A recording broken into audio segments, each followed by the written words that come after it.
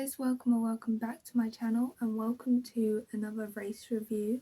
This one is for the Hungarian Grand Prix and the last race before the summer break. Luckily the summer break isn't that long this year. I think the most annoying thing about having the summer break right now is that McLaren seem to be finding their pace and other teams besides Mercedes seem to be finding their pace. So the summer break could be a really good thing and these teams and these cars could keep improving and we can have a closer fight with Mercedes when we come out of the summer break, or it could be that Mercedes improve again over the summer break and that the gap gets bigger after. So it'll be interesting to see kind of what team takes a step forward over the summer break, what drivers take a step forward, because sometimes you see like different mentality or just like driving style shifts from before the summer break to after the summer break. Like this could be the time where we see George come back into himself, or like other drivers that have been struggling slightly, maybe like Oscar. Max might be able to. Max has been performing well for sure, but he isn't happy with his car, so maybe the summer break could give him a chance to do that. But talking about Max and not being happy with his car, for someone who wasn't happy with his car this race, that overtake on Hamilton was absolutely beautiful. I think that's the best overtake we'll see this season, just because a lot of overtakes this season have been if you have more energy than the car in front, you just get them on a straight, or like you can get them into a corner, but it's always if you have more energy. Verstappen didn't clearly have more energy or more pace than Lewis. He just took an opportunistic move Lewis didn't see him coming, because Max also was overtaking Liam at the same time and it was into a braking zone. So yeah, it was a beautiful move and I think one of the best ones we'll see this season. Obviously we got another non-Mercedes winner and our first non-Mercedes pole for a Grand Prix of the season, which is very exciting. I think it was kind of, if Mercedes weren't going to be good around any track, it was going to be this track, but then people had also said that about Monaco, so it was kind of looking like we don't know how it's going to look. Mercedes didn't look weak around this track at all. Again, when I say Mercedes, I'm kind of talking about Kimi. Kimi didn't look weak around this track, but he didn't look as strong as he has been at other weekends, so I just don't think it was an amazing track for them. And we know McLaren have been good around this track for a while. They've won it the last 3 years now. But yeah, Lando's pace for whole weekend was just absolutely storming. He was just driving away with it. Obviously, I think Piastri getting in front of him at the first lap really hurt his race, because I think if that hadn't happened, Lando would have just drove away with it like we saw him doing at the end. It's hard to talk about the McLaren strategy, because either way one driver was going to be upset, because Lando knew he was faster, but it's a hard track to pass at, and obviously they ended up pitting Lando at a time where they knew he would come out in front of Oscar, because of the contact between Oscar and Carlos that had slowed him down, which was absolutely insane, by the way, because Carlos was told on the radio that Oscar was coming up behind him, and although at the point where Oscar tried to overtake and be let through, Carlos couldn't see him and couldn't see any blue flags. But I feel like if you know Oscar's coming up behind you, you should be looking in your mirrors more.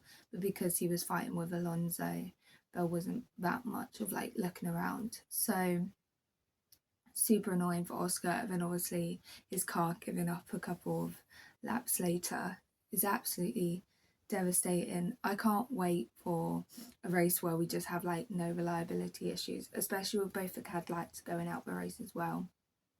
I'm hoping if anything happens over this summer break is that teams get on top of their reliability issues, because it's just not fun. I mean, it causes like unsuspecting podiums and the blah blah blah, but it's just not fun seeing someone lose a race win or a podium because of reliability issues. Like, we don't know how the race would have ended, but there was a high likelihood of it being a McLaren 1-2. So the reliability issues were such a shame.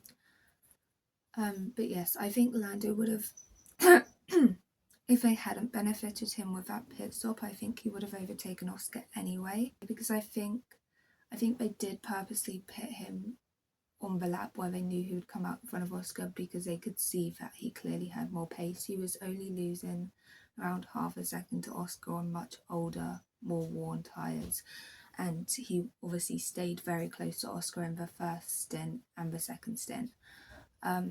So I think they did pit him on purpose because they knew he had more pace. But if that contact hadn't happened between Oscar and Carlos, I think they would have waited a few more laps, pitted Lando, and he would have come out behind Oscar, but he would have had a greater tyre offset. Obviously, we saw his pace in the last stint, and I think he would have been able to get past. It would have been hard because it's a hard track to overtake at.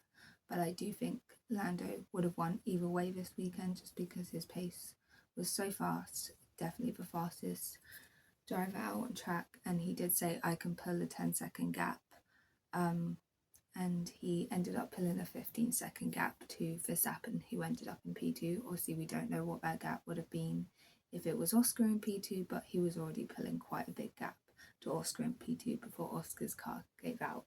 So yes, so let's get into the predictions. For pole, I said it would be Kimi Antonelli, just because obviously before this race we hadn't had a non-Mercedes pole, and Kimi is obviously the strongest Mercedes driver, so it seems stupid to bet against him.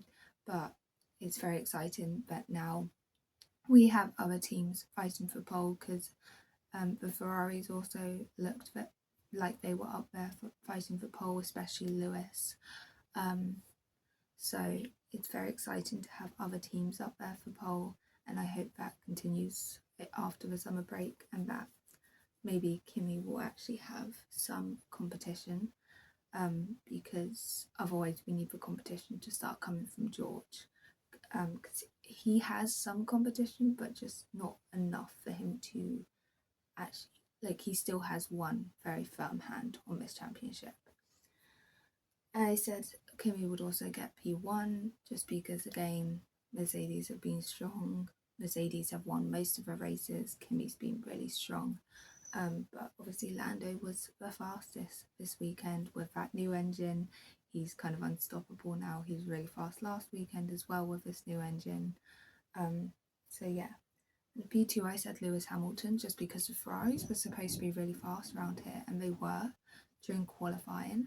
So I'm not really sure what happened during the race. Charles's pace just, I don't know if they gave him a bad strategy, but his pace just didn't really seem to be anywhere compared to Lewis. Or he was fighting Lewis at one point, but he didn't have enough pace to overtake him. He wasn't like that much faster. And I think they just messed up Lewis's strategy, because they let him go like only a handful of laps on hard tyres before pitting him for new hard tyres, which just seemed like a bit of a strange strategy to do. And then they pitted him again under the VSC, whereas Max stayed out, and Kimi stayed out, and then unfortunately he wasn't able to get past Kimi. So yeah, I think obviously if he had got past Kimi it would have been fine, but he had that 5-second penalty anyway for speeding in the pit lane. So yeah, just a unfortunate race for Lewis, because he definitely had the pace at points to get at least a podium. But yeah, the way things played out just weren't in his favour. Other people taking better strategic risks, or just better strategy in general. And yeah, not speeding in the pit lane, I guess. And then I said P3 would be Lando Norris, because he was obviously rapid last weekend with his new engine, and I knew he would be rapid again this weekend, because when he has a workable car, he does good results, and obviously he won. So yes, let's go into my surprise predictions. So I'm actually really happy about this one. I said Nico Hulkenberg will get his first points of the season, and I was correct. He got his first points of the season. I'm so happy for Nico, because he's been driving really well this season. It's just been like the Audi car. Also, it's just really hard to get points in this season, because you have the top 4 teams, top 8 drivers, which take the top 8 positions, and then the Racing Bulls faster than Audi most weekends, so they take the last two. So it's really hard to get points. There has been a couple of weekends where Bortoleto has just been faster than Nico for whatever reason, and a lot of weekends with reliability issues for one or both of them. But I'm very glad Nico managed to get some points. He seemed to be driving really well out there, especially on a track where it's hard to overtake at. So yeah, and Audi is looking pretty good, but so is Racing Bull. So I think that is our fight right now for best of the rest. Audi versus Racing Bulls. And I don't want to talk about Haas because I don't know what they're doing. Let's talk about Aston Martin though, because it's great that Alonso got through to Q2. Those upgrades look like they really work. Obviously, they're not enough to get them points, but you wouldn't really imagine that. Like, I know they bought 16 upgrades, but they're not going to suddenly be like that quick. But they have made a very good step forwards, and Cadillac now seem like the back of the field, which is what we expected at the start of the season, because they're a new team. It's going to take them at least a couple of seasons to get on their feet. So seeing Aston Martin behind them was like, what is going on? But now it seems to have rectified itself. But yeah, I don't want to talk about Haas because I really don't know what they're doing. I'm only mentioning them because I used to say they were best of the rest the first couple of races of this season, and now they are fighting with the Cadillacs, with the Aston Martins, and also Williams as well. Obviously they were nowhere near best of the rest at any point this season, but yeah, they're just two teams that seemed to be taking Haas have been taking steps backwards. Williams just don't seem to be moving in either direction, which is such a shame. I said Lando Norris will qualify in the top two, and I was correct. Again, I knew he was going to be rapid. I didn't know he was going to be rapid enough for pole, but obviously it's very exciting to see a non-Mercedes on pole, and it was a great qualifying. The yellow flag stressed me out because like we didn't know where Lando was on his lap and whether like it was going to, because he was the only one improving. I do think they sent the Ferraris out too early. Getting Lewis to do the flying lap first before everyone else was an interesting move and might have cost him pole. But I think either way we would have got a non-Mercedes pole. So that was very exciting. I said Isaac finishes in a higher race position than Max, which is obviously incorrect. I don't remember where Isaac finished, but Max obviously finished P2 and Isaac finished at least P6. I believe. So P6 or P7. So yeah, I do think he did at points like sacrifice his race a little bit to help Max, but not like too much.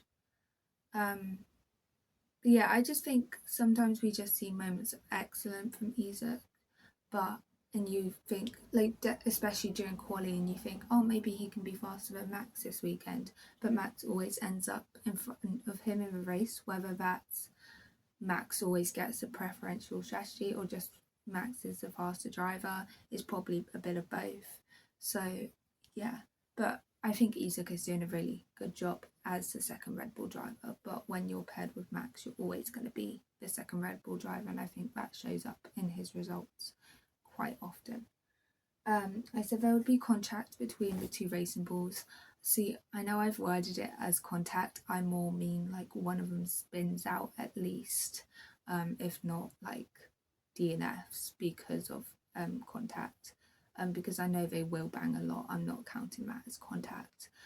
Just because they seem to like when they are on track, they don't give each other any space. I don't think it's malicious though. I think it's just hard driving. Obviously, your teammate is the person you want to prove yourself against because they have the same car as you.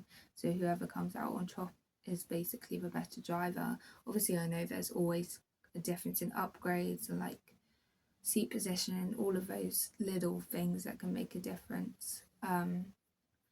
But yeah, they always go so hard against each other on track. They seem fine off track though, so I don't think we're looking at another like Hamilton-Rosberg rivalry. Also they're not in like a top team fighting for a championship, so it's not that deep at the moment. But I think maybe if they were ever fighting for a championship, it could get very messy. But no contact between them this race, but I could see it happening. And then maybe their team will start putting in racing rules like McLaren, because you don't want that happening too often. And I said both Mercedes will finish the race with points, which is correct, but it's also insane that I have to put that as a surprise prediction. But with the reliability issues, just the team fucking over George constantly, again with Andy Stall, at the start of a race, I just don't know what's going on in Mercedes, because you never want to jump to they have favouritism, but I don't think they have favouritism. I think they just don't understand that George has so many issues and Kimi doesn't. And they're looking at Kimi's results and they're like, well, Kimi's doing really well, so George just must not be driving that well. And they're just not taking as much accountability as they need to be, because I think George has a lot more issues than we know of. Just because I can't imagine, I mean, George has been such a good driver for so long. He's always been so consistent. He was like the best. So if you say the championship battle last year was between Max, Oscar and Lando, obviously George was the best of the rest after the championship battle. Like, he's always been so consistent, and I just don't believe that he's this far behind his teammate on pure pace. So I don't really know what's going on in Mercedes, but I think they need to sort it out, especially because it's not just George with reliability issues. See, Kimi hadn't finished a couple of races in the points or hadn't finished it at all.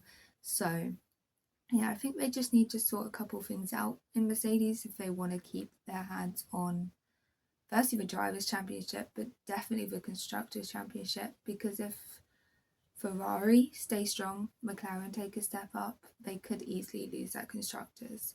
The Drivers' Championship, I think Kimi is quite comfortable with that going into the summer break, but you know, F1, it can change in seconds, and we still have a long way until the end of the season. So it'll be interesting to see how the rest of the season goes. I hope everyone enjoys their summer break, drivers, teams, and you guys. And I'm excited to go back racing again in, I think it is 3 weeks, so not too long. But thank you for being here, and I'll see you guys around.